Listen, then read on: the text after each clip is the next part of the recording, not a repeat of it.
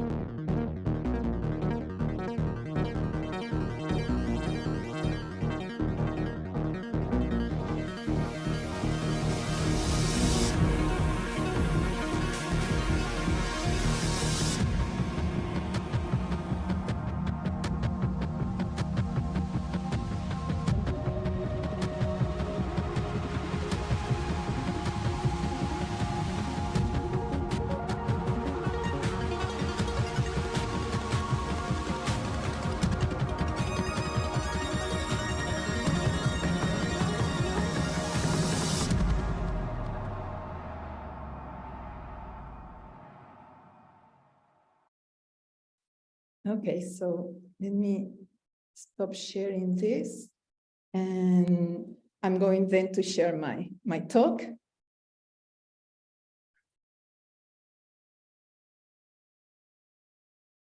And let's see how I hide this thing there.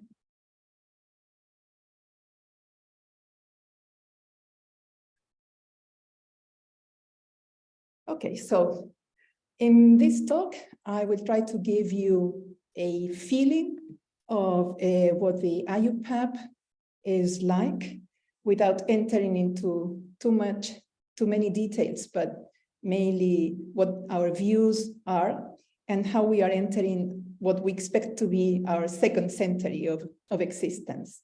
So you've already seen the video. And before entering to talk about the new ideas that we have, let me talk a little bit about the past and the present. In the beginning, there were only 13 country members in IUPAP, and now we have more than 60 of what we call territorial members from all over the world. And this is a great cultural diversity, which is sometimes is not so easy to deal with.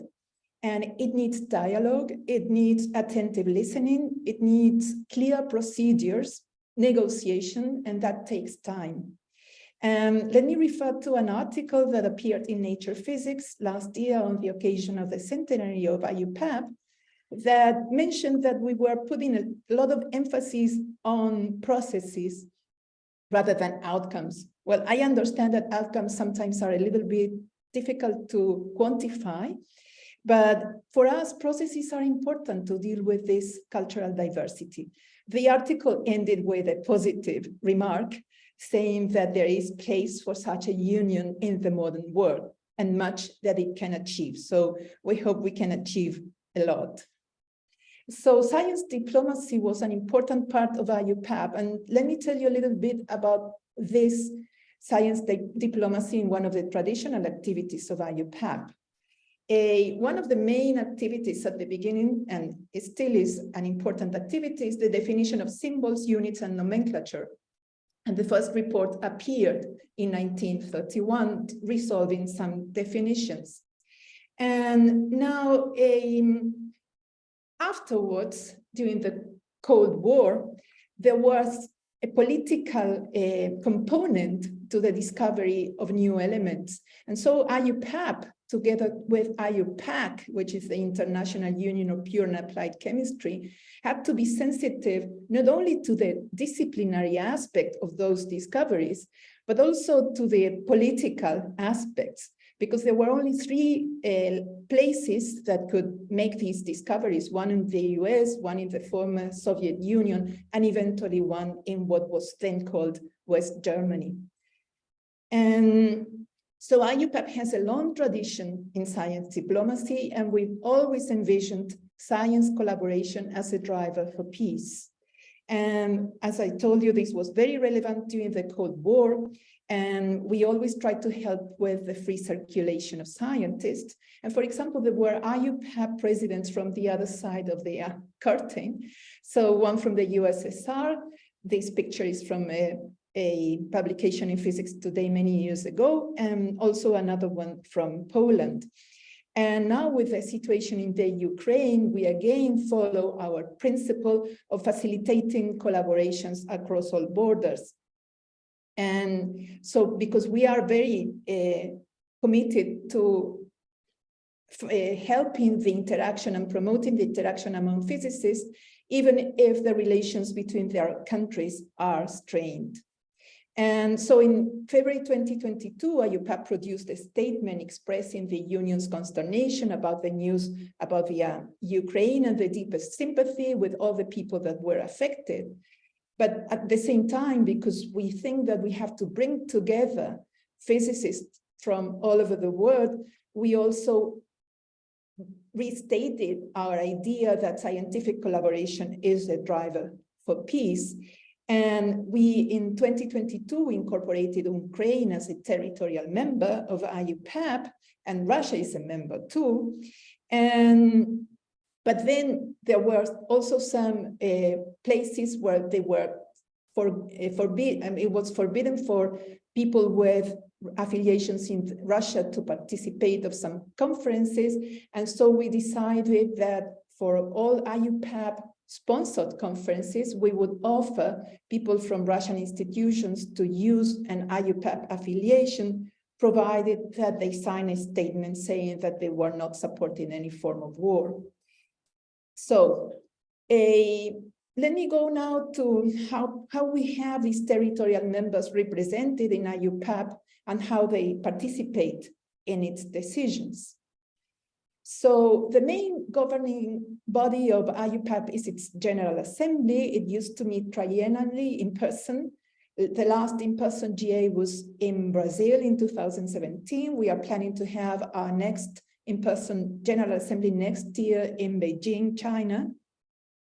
And now it convenes yearly, but online, because I mean, the pandemic brought that.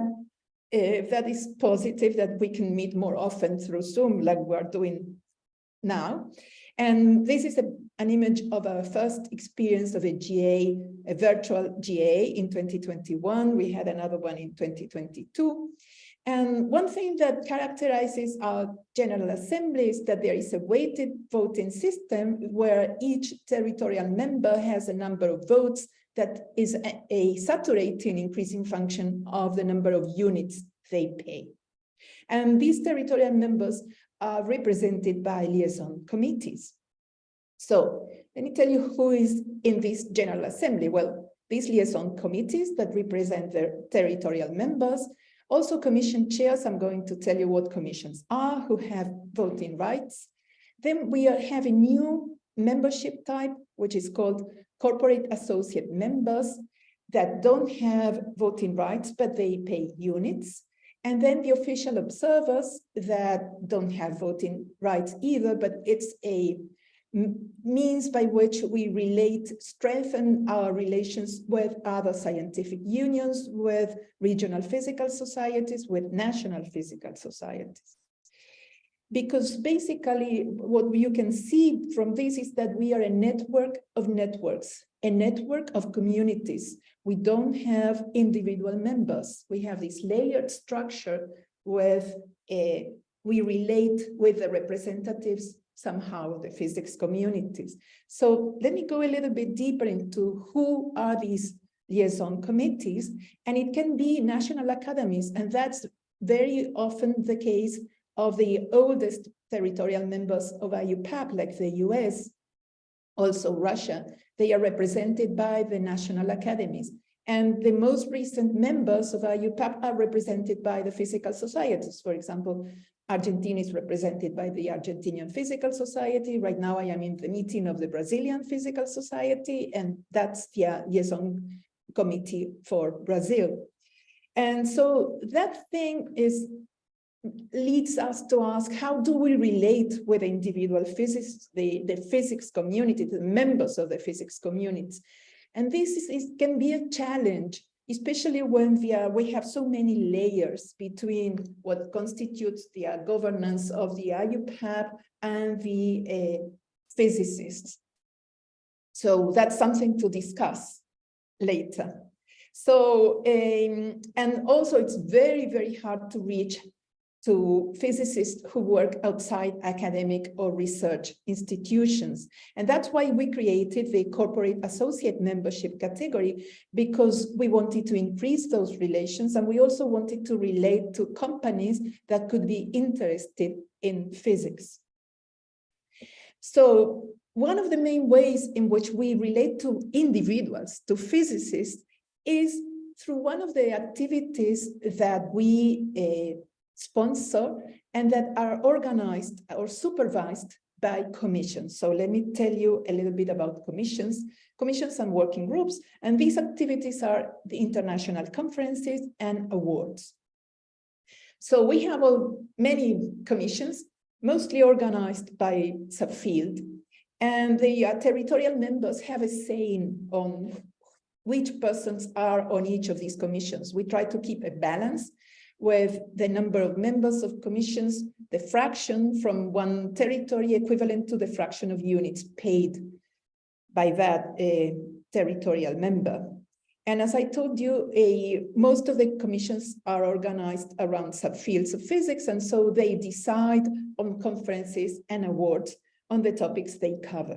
So let me tell you a little bit, an example of them. One of the oldest commissions, that is maybe the one I know the best, which is the Statistical Physics Commission, C3. It was established a long while ago, and the commission has 14 members. 5 of them are women. We have now rules about trying to have a relatively large fraction of women or a diverse representation among the people who are in the governance of the IUPAP. And each of these members are from a different country. The chair is a woman from Italy, the vice chair is from the Republic of Korea, the secretary is from Hungary.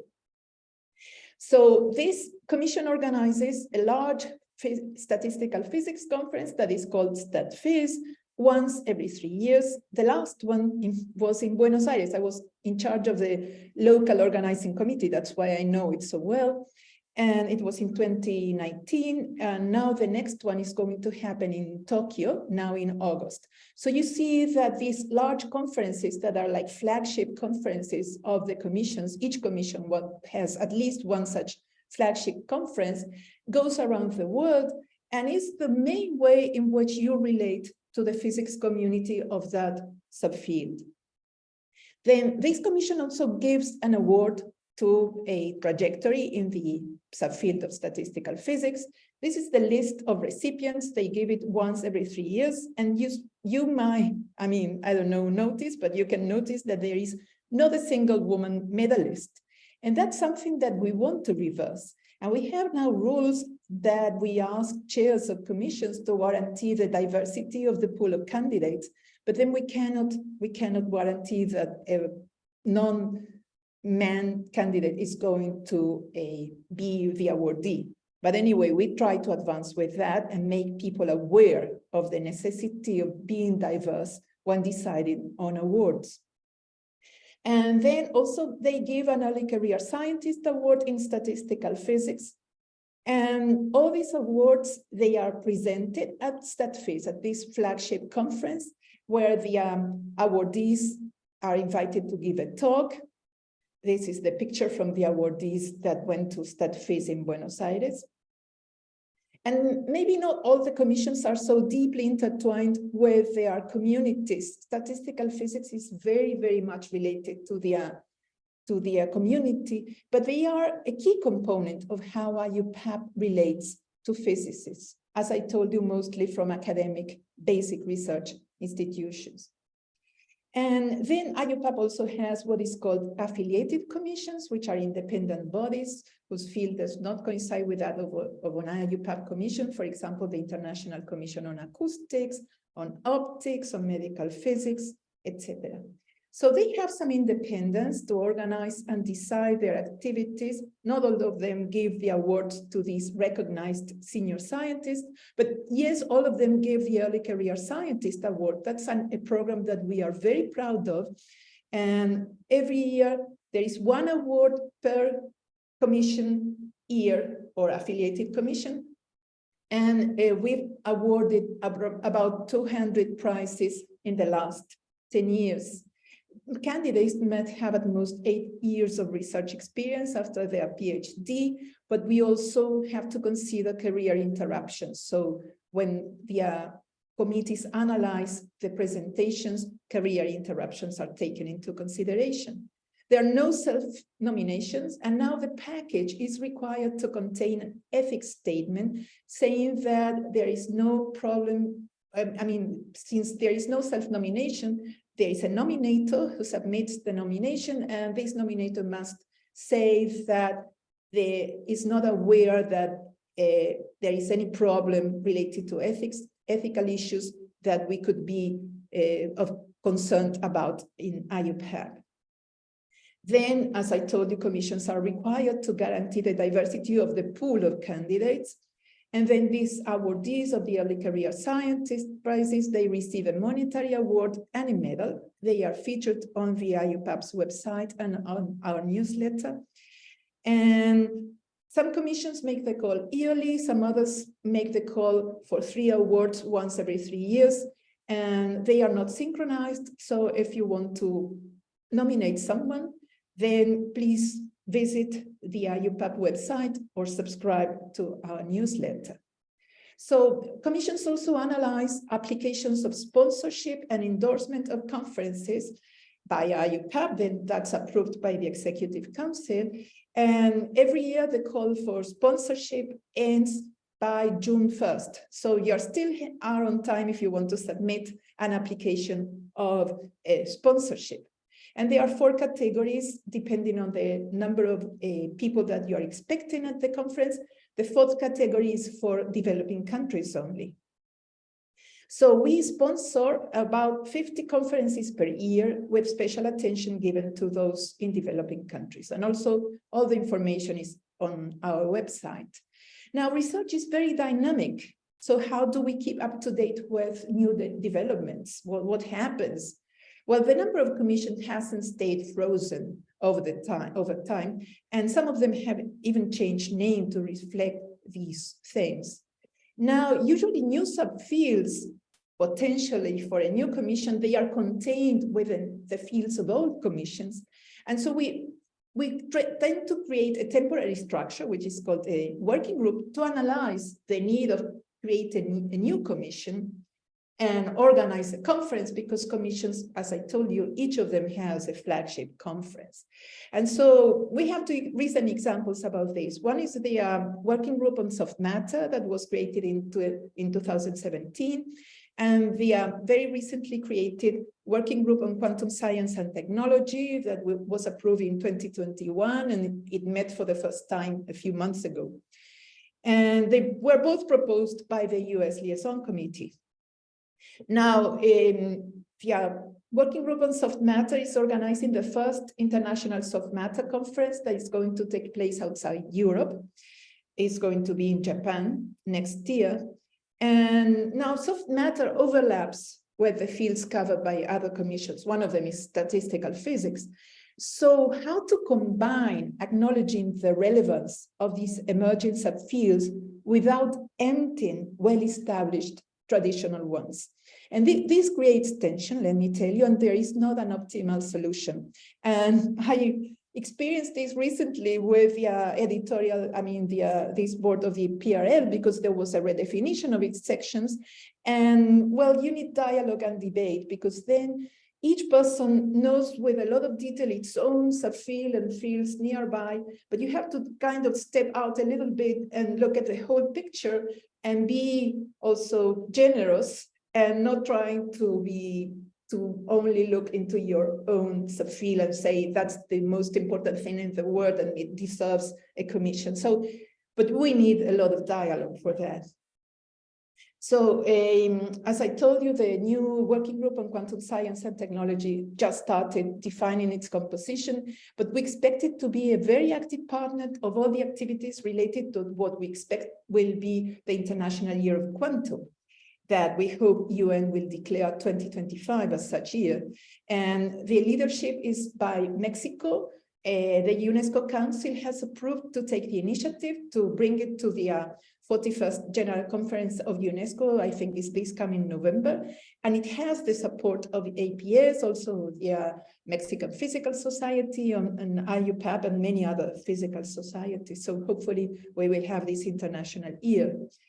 Now, this organization in commissions provides a layered structure that helps IUPAP distribute its work, because most of our work is done by pro bono, people that we are not full-time on this, and it's not that we receive any monetary compensation. We only have 2 staff members to help us with all this work.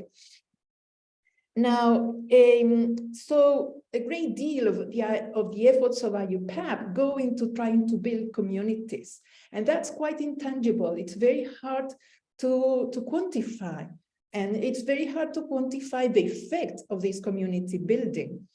And organizing a community that grows and diversifies, it's not easy, as I told you, with these subfields of physics. And something that I wonder is, do we want to have ever more specialized commissions? What about issues that are transversal to all physics subfields? What about the current problems of concern for humanity that not only need to join the efforts across physics subfields, but also across disciplines and also with non-scientists? Well, we try to advance with transversal activities using the usual structures of IUPAP. Now we are discussing new ways to address these issues, maybe restructuring, having new types of structure. But all these transversal activities are a core part of the new set of specific aims of our union, which is listed, they are listed here. Let me highlight some of them. Promote physics as an essential tool for development and sustainability, engage in the strengthening and improvement of physics education, particularly in developing countries. That's not so new, but we want to expand it. Increase diversity and inclusion in physics is also something that IUPAP has a tradition on, but we want to expand the idea. We started with women, but we want to advance with actions to increase diversity for other underrepresented groups. Among the new ones, we have the open access to data, and free circulation of scientists is an old one. Then the early career physicists that I've told you about, also physicists working outside academia, reaching out to them and having it be a member of our community. Uphold openness, honesty, and integrity. I'm going to talk a little bit more about this. And then the very traditional activity about symbols, units, etc. Now, about inclusion and diversity, I think it's a very successful story of IUPAP with a huge impact. And many of the actions started related to, most of the actions so far are related to gender inclusion. And it started with the creation of Working Group 5, Women in Physics. In 1999, it was that assembly was in Atlanta, Georgia. And the mandate original was to survey the present situation of women in physics and to report to the council and the liaison committees, and then to suggest means to improve the situation for women in physics. So this is the working group visiting the White House. Here is Judy France. She was the Secretary General of IUPAP then, and Beverly Hardline from the US also. And then it's a very diverse group of people. This is Marcia Barbosa from Brazil. I'm here in Brazil now, and she is the person who got me into this activity. Mainly, she was the first chair of this working group. This is the working group much later. And this led to something very interesting, which is a very active network of working groups in more countries than IUPAP members, because we have a lot of working groups in African countries and Latin American countries that are not members of IUPAP. So it is a successful story of community building. Today, there was this session on gender inclusion at the Brazilian Physical Society meeting, and they said that it all started for Brazil in physics with IUPAP. So they mentioned that. That was very rewarding. And I started myself. Here I am with Karen Holberg. We went together to Paris to the first International Conference on Women in Physics. I was the leader of the Argentinian working group then. Now, the first actions of this working group marked its subsequent trajectory, this network structure in terms of country teams, the surveys that were first for women only and then for all genders, the international conferences on women in physics that produced recommendations for various actors, including IUPAP, and it led to lots of changes in IUPAP. Then the working group started to give travel grants for women physicists from developing countries, and also a website that needs a little bit of update, let me tell you, but that's very hard to keep on doing when you're not full-time working on this, let me tell you. Anyway, so the equips are the main forum where to exchange information, but taking into account the cultural differences, they also give tools for career advancement. They portray the research of women physicists, and they are very good to help establish disciplinary or regional networks and mentoring schemes. Attendance is by country team, and there are travel grants for less developed countries. So we had conferences all around the world. You can see the last in-person one was in the UK, and the other two were virtual, one from Australia, and now it's going to happen in July from India. And there were these resolutions and recommendations that are discussed at the end of every of these international conferences that helped reshape the IUPAP. And then IUPAP took a step further, creating a new vice president's position, a vice president at large and gender champion that was created in 2011 to reinforce all the actions of the working group and liaise better between the executive council and the group. And so now we have rules for the composition of the IUPAP structures, new rules for conferences with a target % of women on committees, etc., an anti-harassment policy for conferences, and also the mandate that all conferences should have an activity on inclusion and diversity. Then we have these rules for awards that it's the diversity of the pool of candidates. It cannot guarantee the diversity of the awardees. And also the ethics considerations were a request that was into one of these recommendations of the working group. And we have also a charter for gender inclusion and diversity in physics with a lot of recommendations, or like a database of actions that you could take to reduce the gender gap. Then also the working group activities led to being able to collect useful data to design or recommend policies. There was a huge global survey of physicists in 2009. It was responded by 15,000 people from 130 countries. And then a global survey of scientists that was responded by 32,000 people, and I forgot to look at the number of countries, so I don't remember, but it was over 130. 4,000 of them were physicists, or put physics as their main field. They were both, the questionnaires for the survey were produced and analyzed by the AIP Statistical Research Center, but there was input from the working group and from IUPAP also, and the team leaders in the case of the first one. And both showed that the experience of women are significantly less positive than those experiences of other people. Then the activities of the working group also had a huge impact on inter-union liaisons, because the initial idea of the Gender Gap in Science project that Christine mentioned, that I was on the executive board, grew out of the need to update our global survey. And that's why there is a global survey of scientists as one of the tasks of that project. It was carried out with 10 other international partners. It was led by the Mathematical Union, and also chemistry was there, funded by the International Science Council. As I told you, it had 3 tasks, one of them the global survey, but also the elaboration of the database of good practices and an analysis of publication patterns. And the final report is available in the website. You can download it, and you can also have it printed through a special company that prints these kind of books. And this Gender Gap project led to the creation of the Standing Committee for Gender Equality in Science, of which IUPAP is a founding partner. So IUPAP's actions to increase gender inclusion and diversity had a huge impact on developing countries.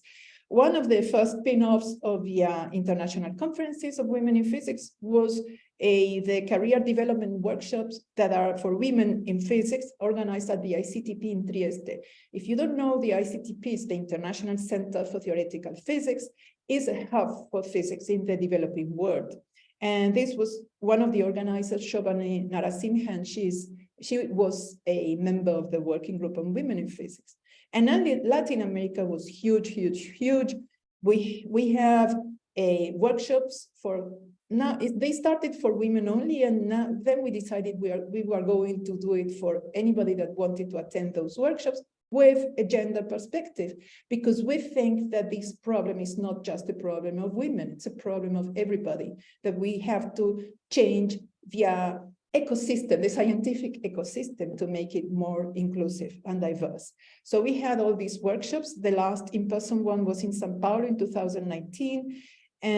But now we are going to have a new one in person in São Paulo in November.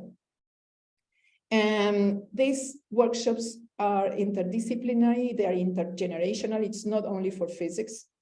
And we produced a book, as Christine mentioned, and also we have some persona in social networks called Vitral Ciencia. So, as I told you, WG5 first focused on actions to survey and improve the situation of women, but then we started to look at the intersectionalities and gender in more broadly sense. And so we are starting to address how to incorporate that into IUPAP, respecting the large cultural differences of the international physics community, because we can, in some countries, we can talk about gender as a fluid concept and non-binary, etc. But there are other countries for which that is not part of the, it's like non-acceptable. So we have to be very, very diplomatic in that sense. And so we redefined the mandate of WG5, of Working Group on Women in Physics, to reflect the activities that they've been doing. And we are thinking of how to change.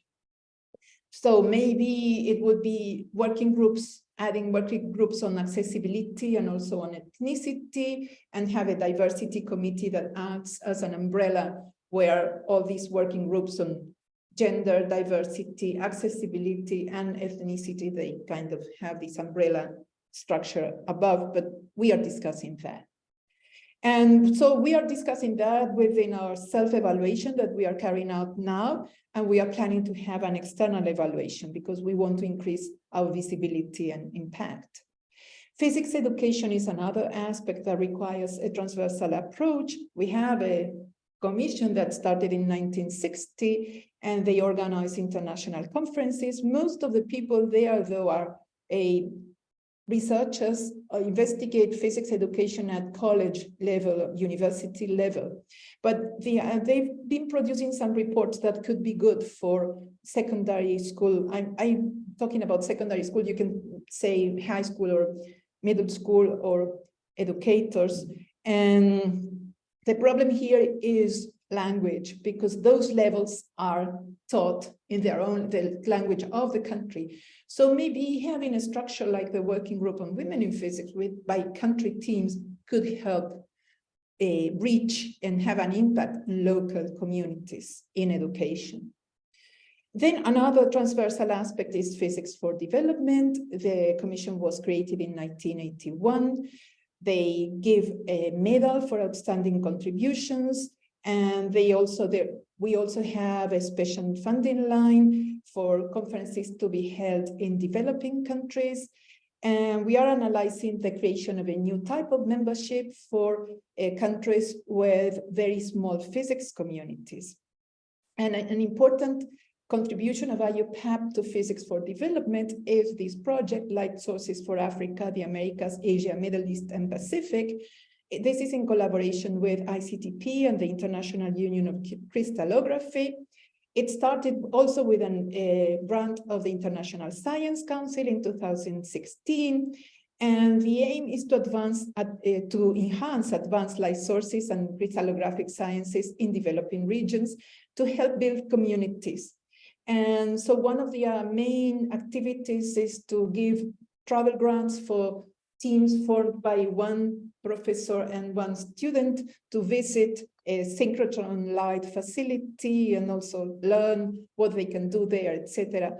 It would be very good to scale up this, to have a larger funding line for this, to increase this community of potential users, and also to think of other possibilities like one that UNESCO started in Africa to allow remote control of some experiments. That would be an interesting way to go. Then we want to strengthen the relations with regional physical societies, because that's a way to reach to physics communities better, maybe, and also to potential corporate members from those regions, and multiply the effect of our actions. Several regional physical societies are observers of IUPAP, and new ideas to expand this relation were mentioned at the Centennial Symposium that we had last year in Trieste. And some of these included sharing news on the newsletters, following on social networks, etc. But also endorsing or contributing to the defining collaborative projects across regions could also have a great impact. Particular, IUPAP has supported the African Strategy for Fundamental and Applied Physics, and is planning to do so with a similar project in Latin America. Then another important recent step of IUPAP is that it incorporated the International Association of Physics Students as an affiliated commission, who they participated very actively at the Centenary Symposium, and IUPAP is helping them funding some of their activities, like the plants competition. And to reach out to physicists outside academic or research institutes, we created a new membership that I told you about, but also we created the Working Group on Physics and Industry with the mission to explore expanding the involvement of the physics community outside academia in the activities of IUPAP, and it identified mechanisms to incorporate some different size companies into IUPAP and to co-organize or sponsor international meetings on the subject. Now, you may notice that IUPAP has been continuously increasing, or at least trying to increase, the number of actors which it relates with or collaborates with. It's a network with increasing links and nodes that needs an efficient communication. And so we have a renovated presence online, a new communication scheme, a stronger presence on social networks. We would need more, but I mean, for that, we would need more money. Also, we have an e-newsletter that you can subscribe to, so please visit our website or send an email to communication@iupap.org and to learn more and maybe subscribe. So I kept on talking about building communities, but maybe we should ask why we want that, what for? Well, on one hand, we may say to help one another, to give useful tools across generations, to create a network that is good for career development. to discuss future developments on physics research, on science practice. And in that respect, I mean, IUPAP plays a role recommending sets of standards and best practices, respecting cultural diversity, and imposing conditions on the activities it sponsors, but then through the example of how its own functioning is. And so we detected the need of having a list of ethics standards, and we created a working group on ethics to survey the international ethics standards and to develop a set for us, no? to survey what's been done in different countries and to develop a set at the for the international context that IUPAP is in. Now, we don't want to look inside our community only. We also want to look to relate to scientists of other backgrounds and to non-scientists and to policymakers. And for outreach, if we want to relate to the general public, then language is a barrier. But we can do that through our territorial members or local organizers of conferences, like requesting that they have outreach activities associated to their conferences. Now, we do have to talk to non-scientists and also to scientists of other disciplines. And I've told you about many interdisciplinary projects that IUPAP participated in. And we also have some members of other unions that are associated with other commissions. For example, we have a representative of IUPAP, biophysics, in the Commission on Biological Physics. And we have recently established an interdisciplinary early career scientist award, and the deadline for nominations is May 31st. So if you have someone, a good candidate, maybe you can submit your application. Please look it up on our website. And another interdisciplinary project in which IUPAP has been playing a key role is the International Year of Basic Sciences for Sustainable Development. It was approved by UNESCO's General Conference in 2019, and then it was approved by the UN, the General Assembly of the UN in 2021. And here is Michel Spiro, our president, at the opening ceremony in UNESCO, and because IUPAP was the leading union that mobilized all other partners of this international union. Yesterday, there was a special event at the UN General Assembly, and apparently it went very well. Michel can tell more about it. And on June 5, it's going to be a one-day webinathon across the world with talks, challenges, etc. And we expect to have a flagship event in Honduras sometime this year. On open science, which is a subject that is very dear to IUPAP and IYBSSD, based on this interest, IUPAP also created a working group on open science to establish guidelines to foster an open science culture in physics. And in the words of UNESCO, open science sets a new paradigm that integrates into the scientific enterprise practices for reproducibility, transparency, sharing, and collaboration. Then, also to enter the debate on sustainability, we created the working group on physics. We are planning to create, we haven't approved it yet, but we decided to do it on physics and the green economy. We are drafting its mandate, but we want to establish a bridge with the international public. We want to think how to incorporate these green economy ideas into the curricula at universities, and also organize a conference on the subject. But now, how to establish this bridge between physics and the broad international public? And that, as I told you, it's not so easy at the international level. When you are at the national level, it's much easier. So we have to debate quite a bit how to approach that. And how to help design new policies, how to impact on decision-making. We again find this barrier of the national level. At the national level, maybe through our territorial members, we can exert some impact. And at the regional level, through liaising with regional organizations. But at the international level, the way in which IUPAP can relate to some international organizations is via the International Science Council, which is a non-governmental organization that has both scientific unions of hard sciences, of natural sciences, and also social sciences. And they work with the UN as acting as an organizing partner to try to integrate science into the main global policy processes. And well, I am part of the advisory board of the recently created ISC focal point for Latin America and the Caribbean. And we, as IUPAP, try to participate in ISC's activities and discussions, but also we would like to be more directly involved in the discussions of certain issues in which we think that physics and physicists can make relevant contributions.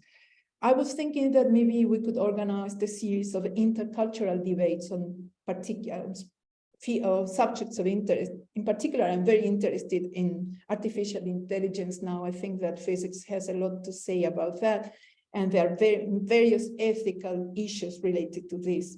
Of course, climate change, clean energy, etc. So let me show you very briefly the people that make these actions possible. Michelle, the president, Bruce McKellar, past president, then Jess Vegan, Secretary General for Legal and Financial Affairs, Stefano Fantoni, Secretary General for Administrative Affairs, Sandro Scandolo, Deputy Secretary General for Administrative Affairs, Rutsani Nemutudi, Associate Secretary General, Boris Sharkov, Treasurer. You can see that they are coming from various different countries. And we have 2 staff members now because the administrative part is based in Trieste, Gabriela Marra and Francesca Savino. And then other members of the Executive Council, we have 4 vice presidents elected at large. One of them is Monica, who was in charge of the centenary. Another is Laura, who is in charge of outreach and ethics. We have the gender champion for membership. And then we have some vice presidents that are chairs of commissions, these 5 people here. Sorry not to mention them one by one. And also all the other officers, chairs of commissions, members of commissions, chairs of working groups, all of them make this happen, which is quite a lot of work, let me tell you. And so this is how the IUPAP starts its new century, promoting new and not so new things, but trying to have a greater impact. Diversity and inclusion, physics for development, physics for sustainability, interdiscipline, physics education, science policy and diplomacy, increasing the interaction with new communities, students and early career physicists, physics outside academia, regional physics communities, and expanding its actions with new projects, with maybe outreach and increased visibility, but without disregarding its more traditional activities and without forgetting the pleasure that we get from unveiling the intricacies of the universe around us. And so let me share with you a poem that I shared during the Centennial Symposium. I'm sorry I'm repeating myself, but I like it very much, by a Canadian astrophysicist, an astronomer and writer, Rebecca Elson. Having picked the final datum from the universe and fixed it in its column, named the causes of infinity, performed the calculus of the imaginary eye, it seems. The body aches to come to the light, transmit the grace of gravity, express in its own algebra the symmetries of awe and fear, the shudder up the spine, the knowing passing like a cool wind that leaves the nape hairs leaping. With all this, I say, thank you. Thank you so much. It was wonderful also to end with this poetical way for these outstanding activities that have been so for 100 years, more or less, enabled so by the IUPAP. So thanks a lot for all the voluntary as well people that have been involved in all of that. And thanks a lot for this perfect representation, which complement a lot those 2 different activities that we were presenting before. So do we have a few questions? I see that there is a question from Pedro Ubertini. So in the question and answer, so we can start by this one. So as you remember, so the C19 has proposed to organize an inter-commission conference in 2014. So could it be useful so to run it in a developing country and view of, in view of what you have just said today. So in Africa, in the Middle East, and this is from Pietro, so from your colleague. So what would you answer? So I see that the question is addressed to me and to Michelle. I can Yes. tell you what I think. I think that having these conferences in developing countries, they have a huge impact. I can tell you about not only these conferences to discuss policy but also the physics conferences, because it's in particular, it's not so easy to travel abroad from developing countries. And I understand that with virtual conferences, you can enlarge the community of people that participate, but it's not the same as being able to talk to a person that does the research. And so you can establish another type of liaison, another type of networks. And so it has a huge impact, particularly among students. We had many students attending StatFiz, and that was very, very, I think, very enriching and very important for them when we had it in Buenos Aires. So. From Buenos Aires. And so, Michelle, maybe you would have any complementary view or perspective? No, first, thank you. First, I want to say that this was really a great presentation, Silvina. I could not have done as well. I think it will be time that I step down and I give you the floor to present IUPAP. You did it very, very well. Thank you very much. So, since we are discussing interdisciplinary and what IUPAP could do better, it was mentioned partly by Silvina, but I will elaborate a little bit more. And this is related to the event that we had at the UN General Assembly yesterday for the International Year of Basic Sciences for Sustainability. As you said, Silvina, the three key words of IUPAP were, till recently, equity, diversity, and inclusion. And more, we are adding to these three keywords and sustainability. And they go together, because if we want to have a sustainable world, we need a world equitable, diverse, and inclusive. So after this international year, so we are entering to the last part of this International Year of Basic Sciences for Sustainable Development, which was proposed by IUPAP. IUPAP is a leading union. We consider one of the important outcome of this international year is that although it is that basic sciences, although essential, are not enough to cope with sustainability. For sustainability, we have to embark all people, all sciences, and to be even more inclusive, both with people and with knowledge. When I say knowledge, because we have also to include indigenous knowledge. So what can do IUPAP? We were promoting yesterday at the UN General Assembly a decade of sciences for sustainability. So all sciences, all knowledge. I think IUPAP will have a role, because the target is to, it's a long time target, but it's to aim for an equitable circular economy, circular green economy fueled by decarbonated energy. And when I say circular economy fueled by decarbonated energy, this requires a lot of innovations. So we need industry and a lot of physics, academic physics, but also in physics in industry, to try to produce disruptive innovation for a circular economy fueled by decarbonated energy.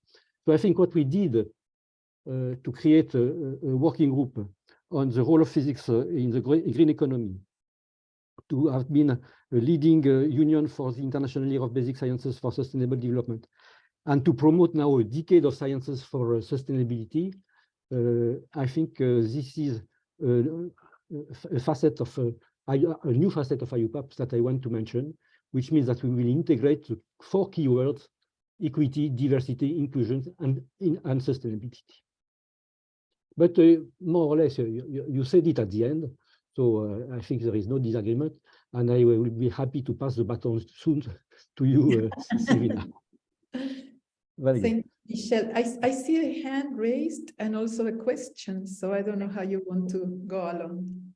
By Alan. So maybe indeed, if you don't mind, maybe Alan was the first before the written question. So I'll let opportunity for my colleague to speak. Okay, I will pare down my question a bit here. Thank you, Silvina. That was a doctorate dissertation presentation, I would say. I was looking for overlaps with the Forum on International Physics and APS, and one that popped out in the middle of your talk was the invitation to very small physics communities to join IUPAP under a non-voting membership. This is sort of a theme that FIP has worked with APS on, and in fact put in place a cost or a fee schedule that is proportional to basically GDP of a small community or a small country. So I was wondering how that would be done in IUPAP. It sounds like such a community would be brought in as an observer first, and then at some threshold become a full member. Are there observers already in IUPAP that have that sort of status? We haven't approved that membership up yet, but we have one territory with which we've already reached an agreement, which is Nepal. And so we have it like, I don't remember what name we put, because since we don't have that membership yet, we have to approve it by the GA before we can have anybody with, any territory with that in that condition. Mm-hmm. But we have a designated territory with this for developing countries. I don't remember exactly the name of the membership, with Nepal. So we are just starting. I cannot tell you now, but the idea is also to help them build the community. And one thing that we do have, and I think that maybe we could expand, we have this line of funding conferences in developing countries, and which is it could be workshops, it could be schools, but maybe we can think of having some activities in these least developed, the countries with the least developed physics communities being held by other nearby countries and trying to promote that the conferences are organized in those countries with small communities, because what we are trying to do is sort of trying to build the community, and we are not certain if they will be able to become full members, because let me tell you that many developing countries that are full members have a hard time paying the units. And so I am also thinking whether we can have some sort of solidarity scheme or something in regions, or to help with paying the units, etc. And that's our main income is that now. Mm-hmm. So we cannot waive that. We need it, but at the same time we are very sympathetic, and we understanding of all those countries that have difficulties paying. My own country is not so easy to pay. So so we don't know. We started this and we see how it evolves, and I hope that we can find some scheme that will let them become full members within the time that we think it's around 5 years that we expect them to remain in this non-voting structure.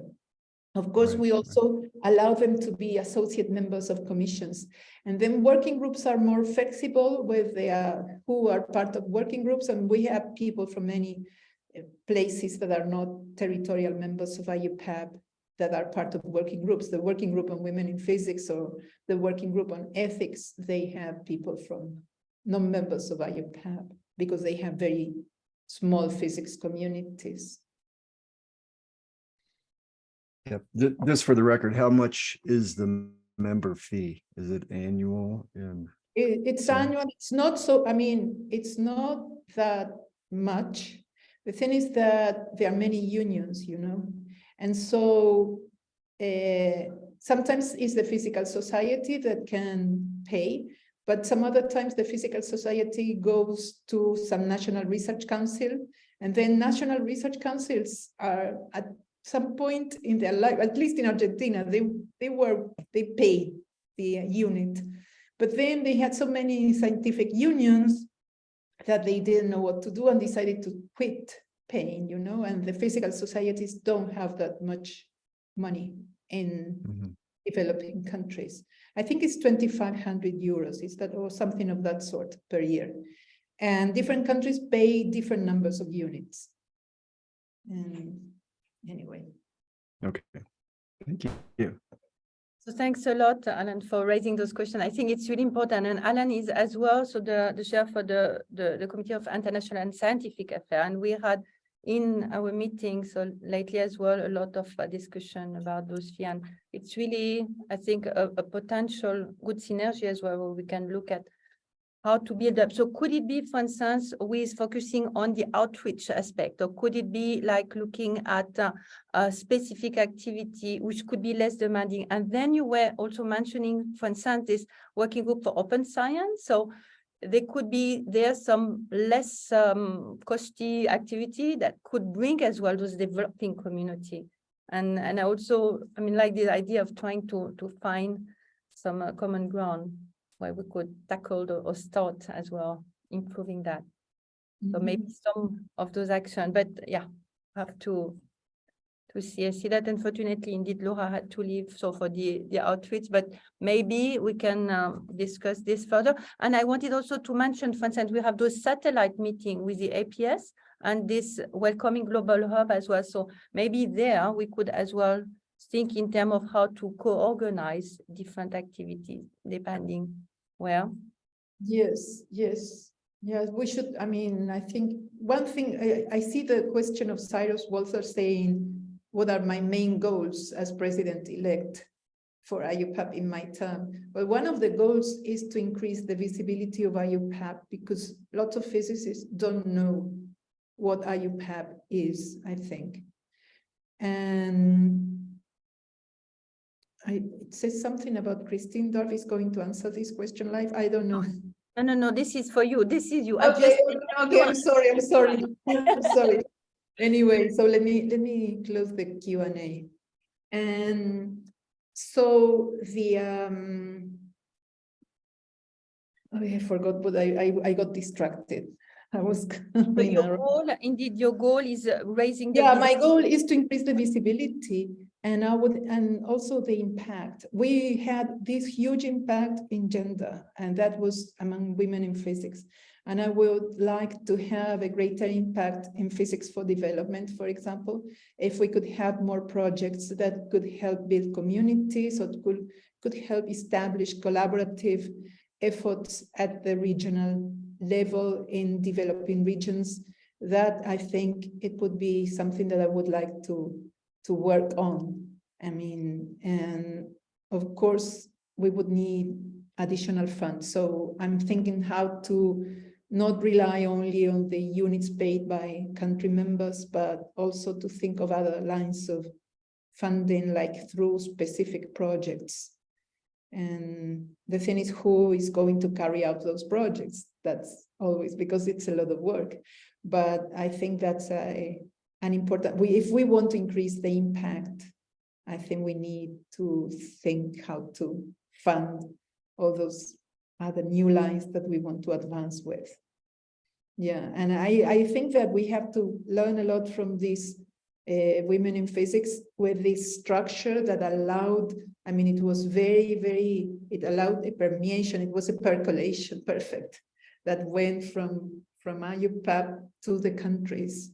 And maybe with other activities like physics education or physics for development, we can think of establishing that kind of structure to be able to permeate better. Yeah. Yeah, and I think it's really good indeed to have database. So that's an important part as well, to be able to identify the right person, because it's always about the right person and the right capacity. So this network that you're speaking about as well. So this is very powerful. And indeed with ICTP and with and then of course you have social networks, and that's very important too.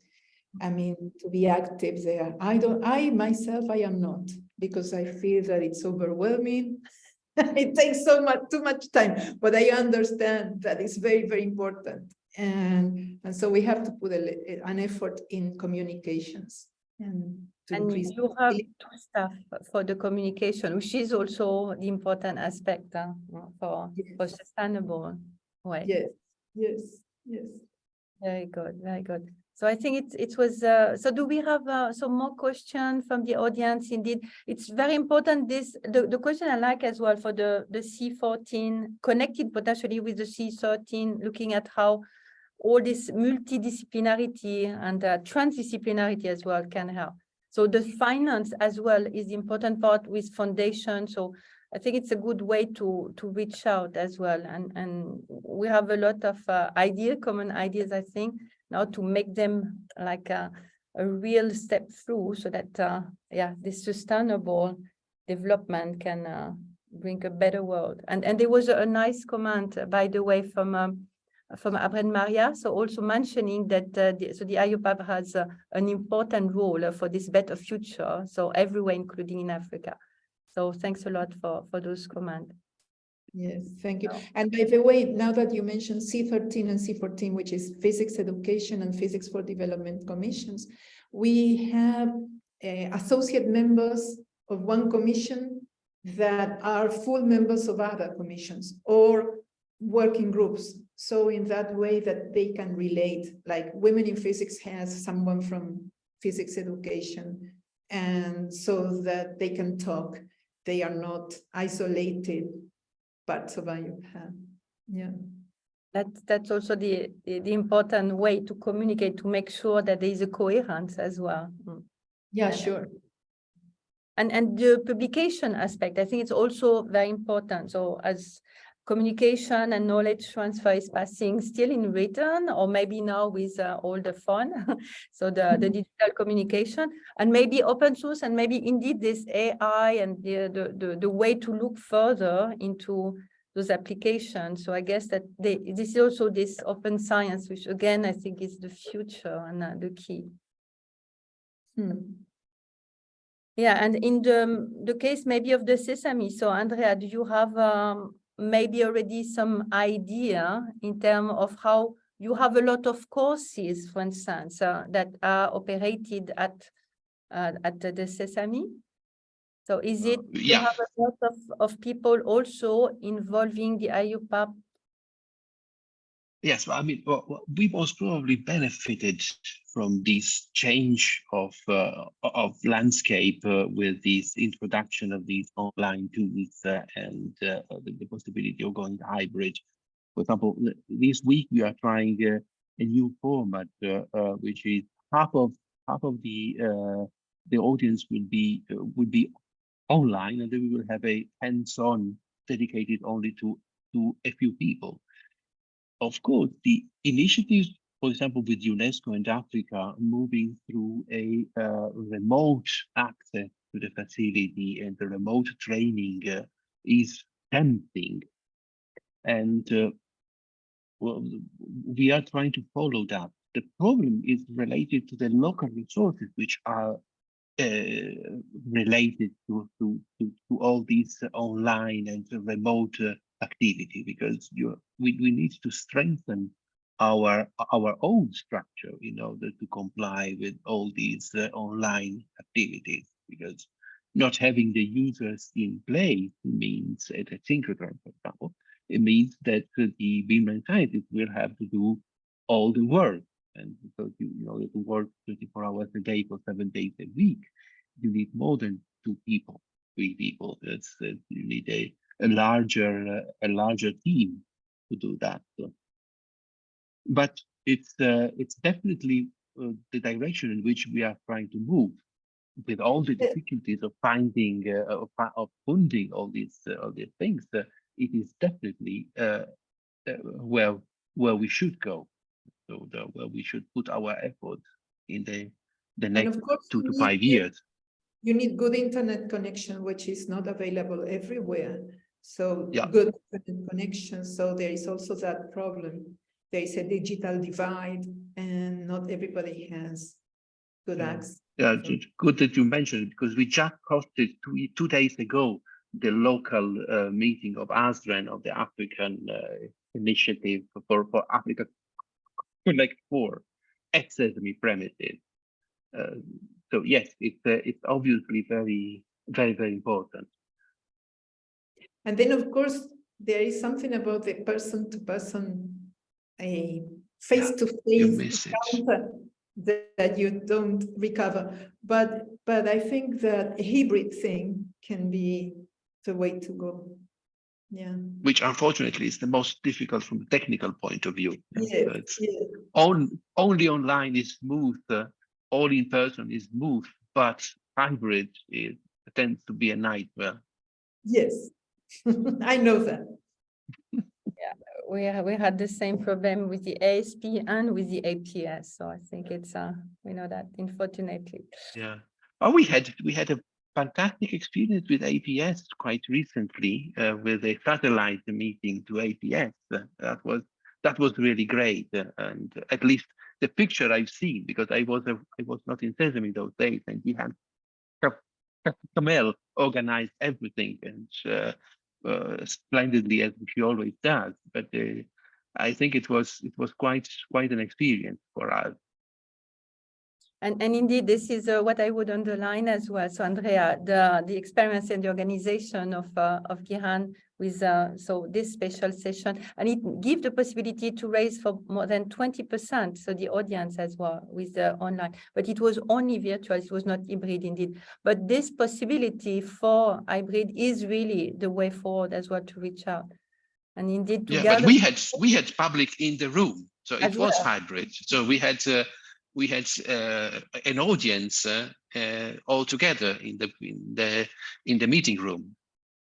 Exactly. So it was a different hybrid, but it was still hybrid.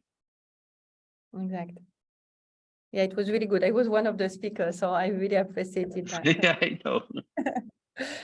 Yeah, so and this is why indeed connecting all those different, network, but as well research infrastructure and knowledge to be able to not rediscover what has already been discovered and sharing across the world. So thanks a lot for all those presentations. So do we, let's see, yeah, so thanks again from Pietro Vadini. And we have, you've received a lot of thanks. So that was a very complete and nice presentation, which will be so available on our website. So the recording certainly next week will be available from YouTube. We will have as well, so the slides so that were presented, hopefully can be shared, and a few of the different link as well that could be of interest. Maybe as well the presentation that you were calling for, so the different events. So we will also mention them there. And with so this possibility, if we have more words, should maybe, Michelle, you want to have a last word? No, I think the last word is for Silvina. I mean, she gave an excellent presentation. And as I said, I have nothing to add. Thank you, Silvina. Thank you. No, thank you all. And thank you for the invitation. Let me tell you that it took me so long to prepare this talk because because at the same time we are thinking of this restructuring of the IUPAP, so it was a tour of force trying to go around and also thinking of. But the successful tour of force, because you have really all the complete view and as well the weakness and the strengths and where as well there could be some development. So the leadership is really ensure for this sustainability and this new vision, complementary as well from everything that has been reached and achieved. So thanks a lot. Thank you. then just add by then sharing my screen with showing so the presentation for next month. So we will also go without borders. So we're having possibility as well to navigate through the complexity across the pace, sustainability, climate security nexus. So thanks to Professor Bernard Amadi, who will he will explain as well the mystery about this picture with this little chicken that you will see here. And so I recall that Professor Bernard Amadi is the founding president of Engineer Without Frontier. So engineer and science and the physicist. So I think it will be very interesting as well to hear from him. So this is going to be the 27th of June, the same time. And in the meantime, so we stay tuned and we keep, doing everything we do for this improvement of our society, hopefully. So thanks everyone for listening and see you next month. Stay tuned. See you. Bye-bye. Bye.